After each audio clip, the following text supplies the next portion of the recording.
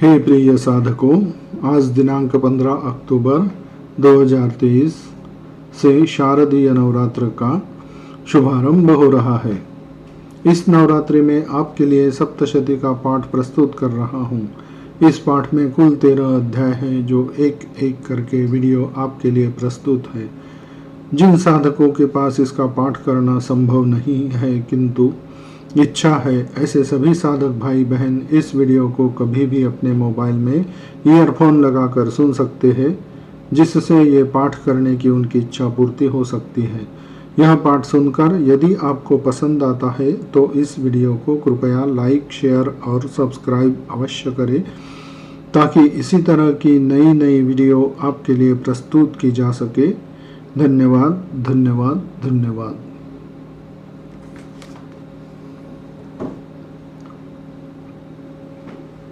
श्री दुर्गा सप्तशती का पहला अध्याय,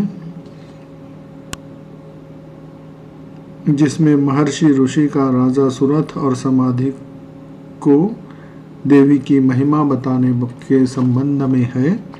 चलो शुरू करते हैं। महर्षि मार्कंडेय जी बोले, सूर्य के पुत्र सावर्णी की उत्पत्ति की कथा विस्तार पूर्वक कहता हूँ, सुनो। सावर्णी महामाया की कृपा से जिस प्रकार मनवंतर के स्वामी हुए उसका हाल भी सुनो। पहले स्वारोचीश नामक मनवंतर में चैत्रवंशी सुरथ नाम के एक राजा थे। सारी पृथ्वी पर उनका राज्य था। वह प्रजा को अपने पुत्र के समान मानते थे, तो भी कुलाविध्वंसी राजा उनके शत्रु बन गए। दुष्टों को दंड देने वाले राजा सुरथ की उनके साथ लड़ाई हुई। कुला विध्वंसियों के संख्या में कम होने पर भी राजा सुरथ युद्ध में उनसे हार गए। तब वह अपने नगर में आ गए। केवल अपने देश का राज्य ही उनके पास रह गया और वह उसी देश के राजा होकर राज्य करने लगे। किंतु उनके शत्रुओं ने उन पर वहां भी आक्रमण किया। राजा को बलहीन देखकर उसके दुष्ट मंत्रियों ने राजा की सेना और खजाना अपने अधिकार में कर लिया। राजा सुरथ अपने राज्याधिकार को हार कर शिकार खेलने के बहाने घोड़े पर सवार होकर वहां से एक भयंकर वन की ओर चले गए। उस वन में उन्होंने महर्षि मेधा का आश्रम देखा। वहां मेधा महर्षि अपने शिष्यों तथा मुनियों से सुशोभित बैठे हुए थे और वहाँ कितने ही हिंसक जीव परम शांति भाव से रहते थे। राजा सुरथ ने महर्षि मेधा को प्रणाम किया और महर्षि ने भी उनका उचित सत्कार किया। राजा सुरथ महर्षि के आश्रम में कुछ समय तक ठहरे। अपने नगर की ममता के आकर्षण से राजा अपने मन में सोचने लगे, पूर्व काल में पूर्वजों ने जिस नगर का पालन किया था वह आज मेरे हाथ से निकल गया। मेरे दुष्ट एवं दुरात्मा मंत्री मेरे नगर की अब धर्म से रक्षा करे या नहीं। मेरा प्रधान हाथी, जो कि सदा मद की वर्षा करने वाला और शूरवीर था, मेरे वैरियों के वश में होकर न जाने क्या दुख भोग रहा होगा। मेरे आज्ञाकारी नौकर, जो मेरी कृपा से धन और भोजन पाने से सदैव सुखी रहते थे और मेरे पीछे पीछे चलते थे, वह अब निश्चय ही दुष्ट राजाओं का अनुसरण करते होंगे तथा मेरे दुष्ट एवं दुरात्मा मंत्रियों द्वारा व्यर्थ ही धन को व्यय करने से संचित किया हुआ मेरा खजाना एक दिन अवश्य खाली हो जाएगा। इस प्रकार की बहुत सी बातें सोचता हुआ राजा निरंतर दुखी रहने लगा। एक दिन राजा सुरथ ने महर्षि मेधा के आश्रम के निकट एक वैश्य को देखा। राजा ने उससे पूछा, भाई तुम कौन हो? यहाँ तुम्हारे आने का क्या कारण है? तुम मुझे शोकग्रस्त अनमने से दिखाई देते हो, इसका क्या कारण है? राजा के यह नम्र वचन सुन वैश्य ने महाराज सुरथ को प्रणाम करके कहा। वैश्य बोला, राजन, मेरा नाम समाधि है।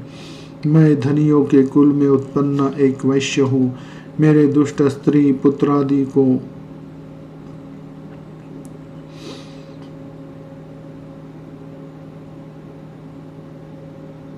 पुत्रादिकों ने लोभ से मेरा सब धन छीन लिया है और मुझे घर से निकाल दिया है।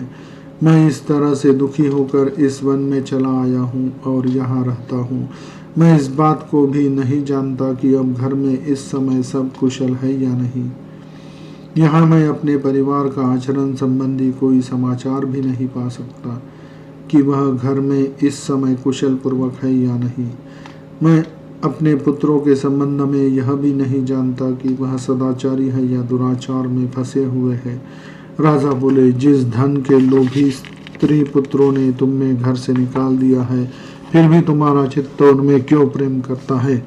वैश्य ने कहा, मेरे विषय में आपका ऐसा कहना ठीक है, किंतु मेरा मन इतना कठोर नहीं है।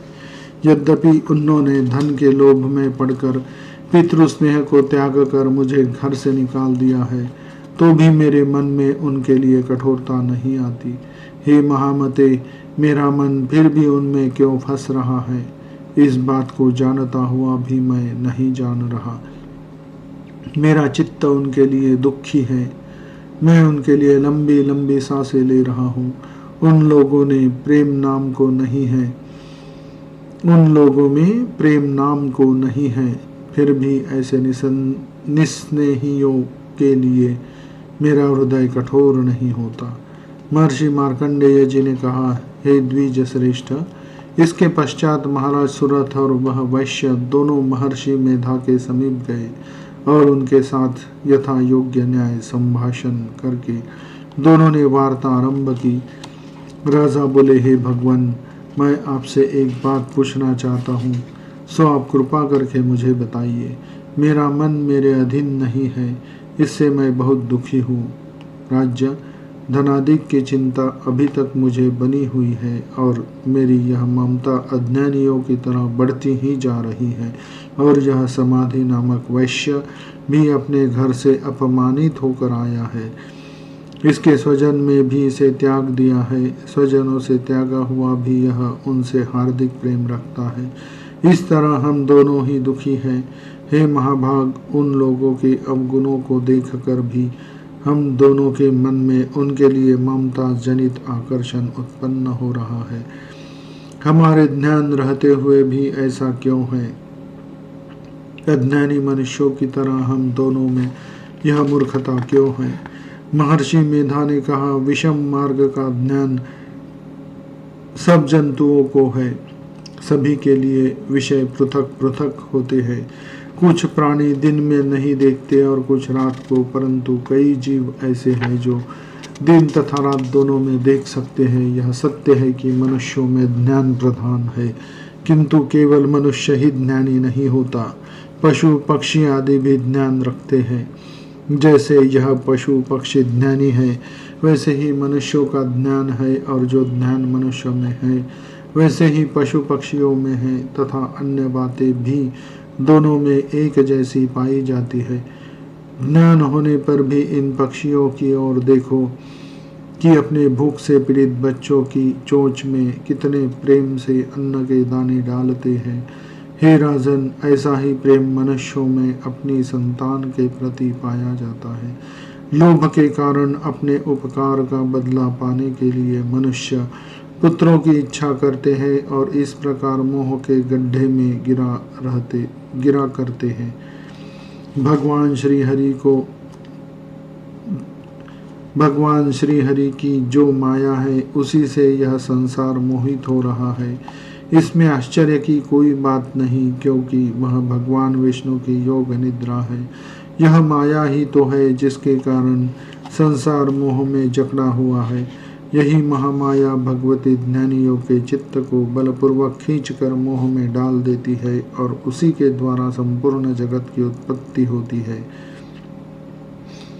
यही भगवती देवी प्रसन्न होकर मनुष्य को मुक्ति प्रदान करती है।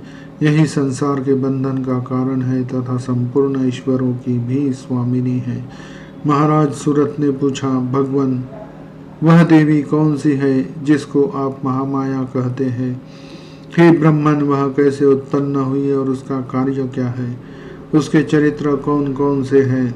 प्रभु, उसका जैसा प्रभाव हो, जैसा स्वरूप हो, वह सब ही कृपा कर मुझसे कहिए।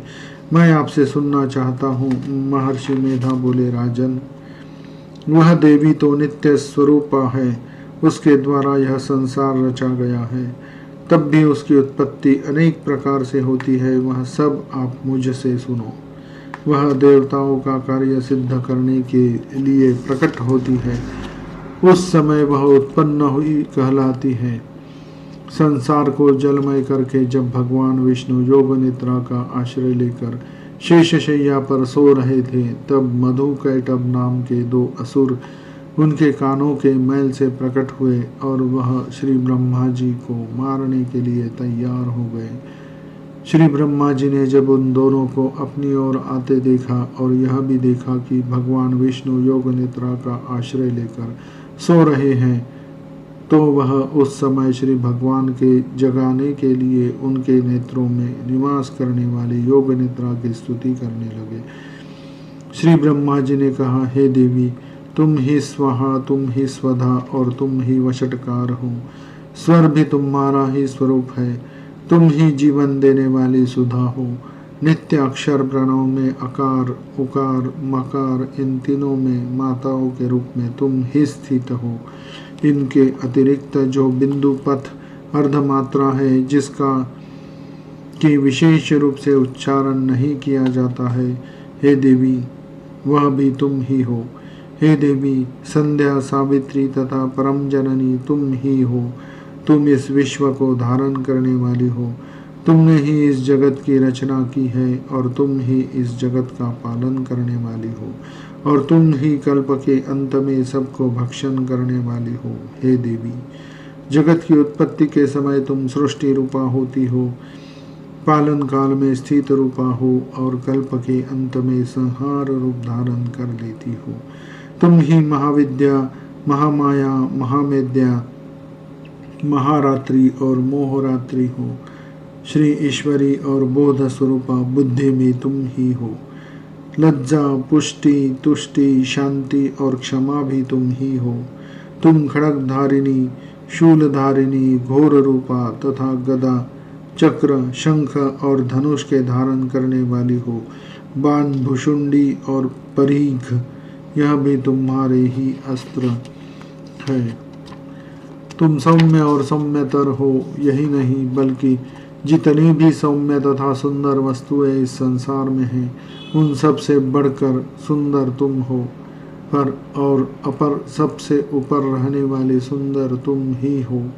हे सर्वस्वरूपे देवी, जो भी सत असत पदार्थ है और उनमें जो शक्ति है, वह तुम ही हो। ऐसी अवस्था में भला तुम्हारी स्तुति कौन कर सकता है।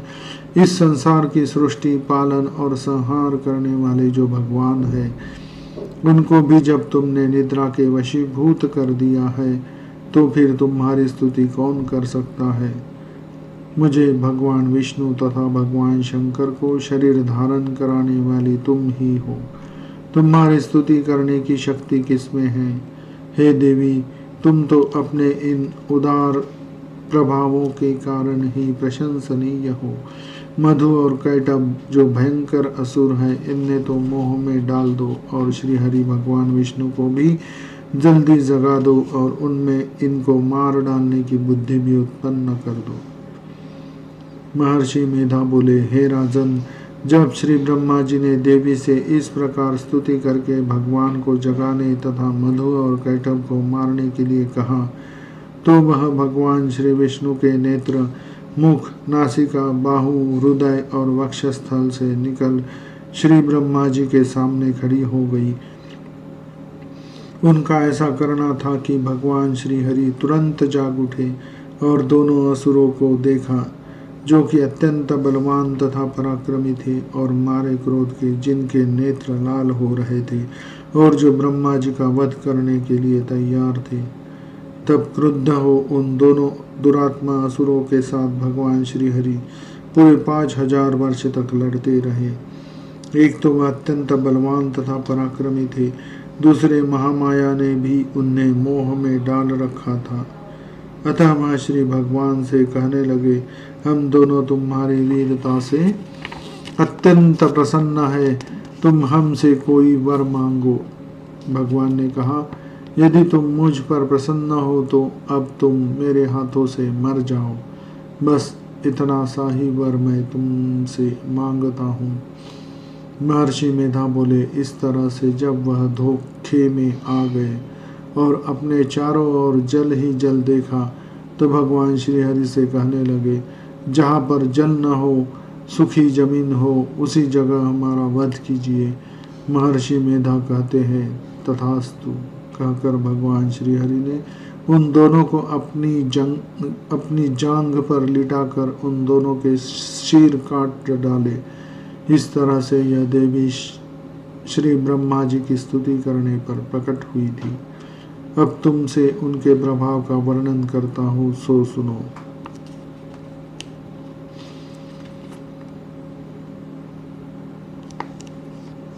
यह कथा पहले अध्याय में समाप्त होती है।